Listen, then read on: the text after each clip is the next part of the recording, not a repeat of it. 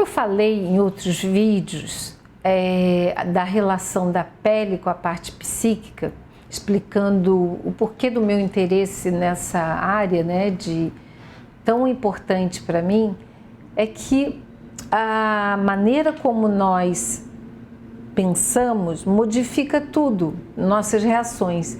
Então, o modelo básico de terapia cognitiva comportamental, que é a mais indicada nos casos dos pacientes dermatológicos que apresentam, junto com a doença de pele, alguma comorbidade psíquica, porque você pode ter a doença de pele, ela levando a transtornos de ansiedade, depressão.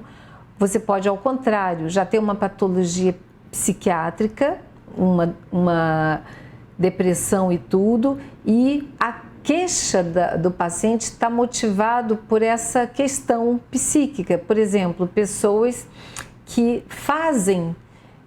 cutucam a pele, pessoas que arrancam o cabelo. Então a pessoa já tem um transtorno psíquico e vai procurar o dermatologista.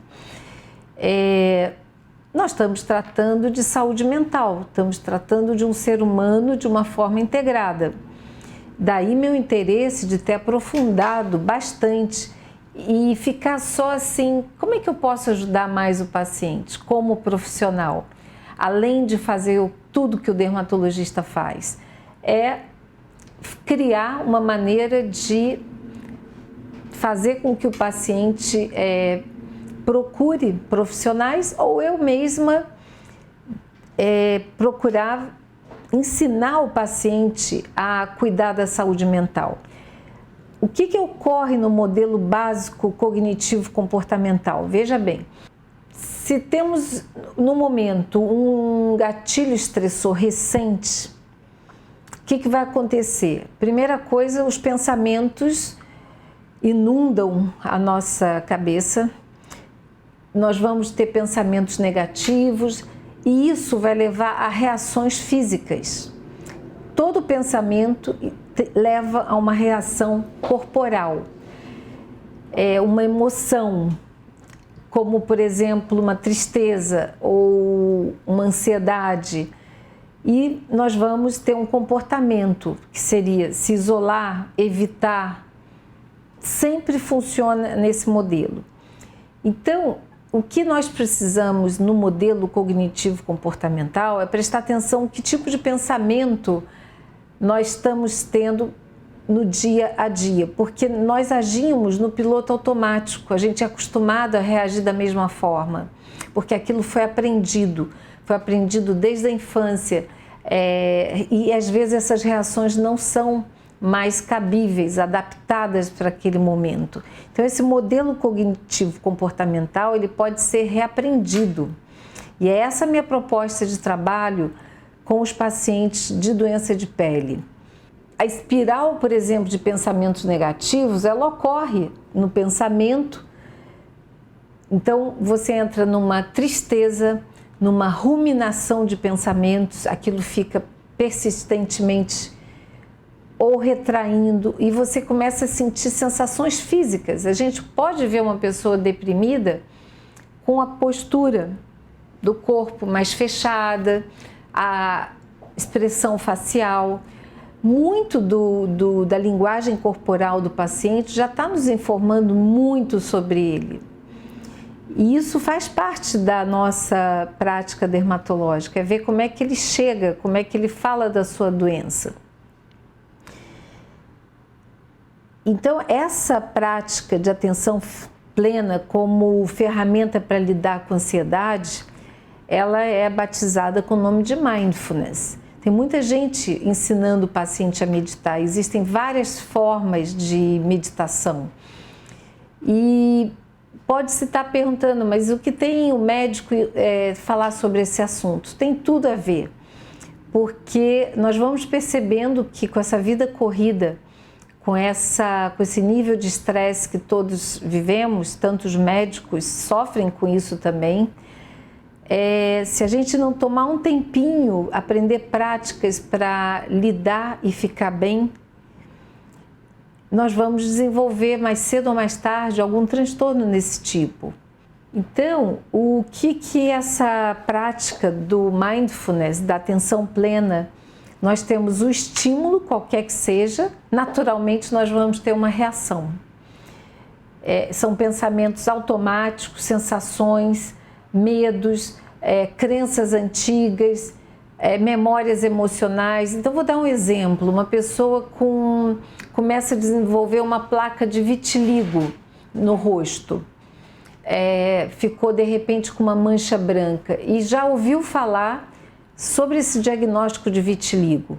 Dependendo da crença desse paciente, ele vai poder entrar numa roda viva de pensamentos negativos, por exemplo, então eu vou ficar toda manchada, então não tem cura essa doença, eu estou frita na minha vida, vai atrapalhar meu trabalho, minha vida de relacionamento. Então, dependendo do tipo de pensamento, de crença que a pessoa ouviu falar da determinada doença, do diagnóstico que recebeu do médico de pele, aquilo vai ser um transtorno na vida da pessoa. E nós funcionamos assim. Nós temos um estímulo, que no caso nós estamos dando um diagnóstico para o paciente, imediatamente vai ter uma reação, porque vão surgir pensamentos, medos, de que forma eu vou tratar isso. Então, nessa consulta, nós vamos estar propondo maneiras diferentes de lidar com esses estímulos. Essa maneira é exatamente que a gente possa ter uma resposta melhor a certas questões, com atitudes e intenções diferentes do que a gente reage normalmente. É como se a gente fosse mudar o nosso computador cerebral para lidar de maneiras diferentes.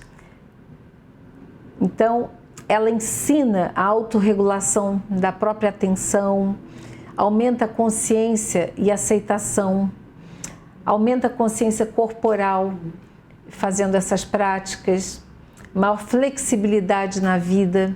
Então, é algo que é um ensinamento que em alguns países, por exemplo, como a Inglaterra, já ensinam essas práticas meditativas para a criança lidar e nomear as emoções, que muitas vezes a pessoa não tem noção do que está se passando com ela e quais são as emoções que estão impedindo que tenha uma vida melhor. Existe um trabalho de um autor que a gente considera assim, é uma medicina do estilo de vida.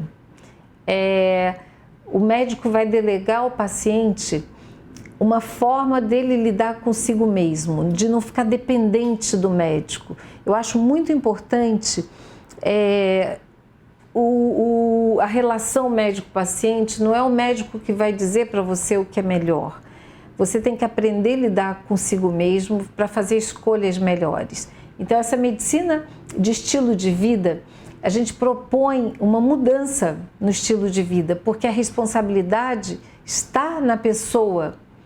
Ela está totalmente responsável por si. Não é o médico que vai dar conta da vida do paciente. O médico também tem que se cuidar. Essa medicina de estilo de vida, ela propõe que o indivíduo desenvolva novos hábitos e mantenha novos hábitos. É fácil isso? Não, não é fácil, mas é simples. É realmente bem simples. Com isso, a gente pode ser preventivo, tratar doenças evitáveis, não só na dermatologia, mas quando a gente muda estilo de vida, a gente propõe uma mudança alimentar, uma mudança de atividade física para ter saúde, faz parte também da pele, isso não está isolado. E com isso a gente reduz mesmo os custos pessoais, reduz custos das empresas de saúde, porque se a pessoa começa a se cuidar, ter uma saúde mental mais adequada, com certeza ela vai menos ao médico, ela vai depender menos do outro para cuidar, porque nós temos a responsabilidade desse autocuidado. Então eu vou falar no próximo vídeo qual é a proposta que eu tenho para juntar essa parte da doença de pele com o indivíduo e o que ele pode fazer por si mesmo para que isso seja mais atenuado, para que tenha mais qualidade de vida.